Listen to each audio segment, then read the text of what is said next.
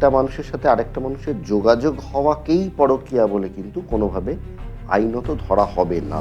পরকীয়া ব্যাপারটা একটা খুব ভাস্ট সাবজেক্ট। সেক্ষেত্রে যদি আমরা কোনো একজন মানুষের সাথে কোনো একজন মানুষের বন্ধুত্বকে ধরি, সেটাকেও অনেকে পরকীয়া বলে ভাবে। অনেক সময় হয় না যে মানে হয়তো মানে ছেলেটির বোন বা ছেলেটির কোনো বান্ধবী তাকে অপদস্থ করার জন্য তার নাম দিয়ে ফেক প্রোফাইল খুলে নানা রকম আজে বাজে কথা বলতে কিছু করছে, তাহলে সেই যে মহিলাটি, যিনি আসল মহিলাটি, তিনি কি তাহলে এই মহিলাটির বিরুদ্ধে ডিফামেশনের মামলা করতে পারেন? একদম পারে। ফেক প্রোফাইল তৈরির মাধ্যমে যদি কোনো প্রতারণা করা হয়, মানে যদি কোনো ইম্পারসোনেট করে তাকে প্রতারণা করা হয়, তাহলে সেক্ষেত্রে কিন্তু সেকশন 60তে, এবং সেক্ষেত্রে দুটো ক্ষেত্রেই আমরা দেখি যে 3 বছর পর্যন্ত কারাদণ্ডের ব্যবস্থা রয়েছে।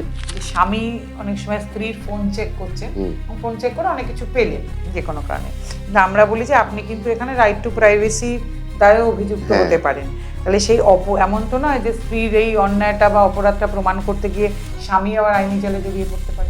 সোশ্যাল মিডিয়া ক্রাইমের ক্ষেত্রে, সোশ্যাল মিডিয়া কোনো একটা ক্রাইম হলো, তাহলে সেক্ষেত্রে কিন্তু স্ক্রিনশটের থেকে অনেক বেশি ইম্পর্টেন্ট হবে স্ক্রিন প্রিন্ট।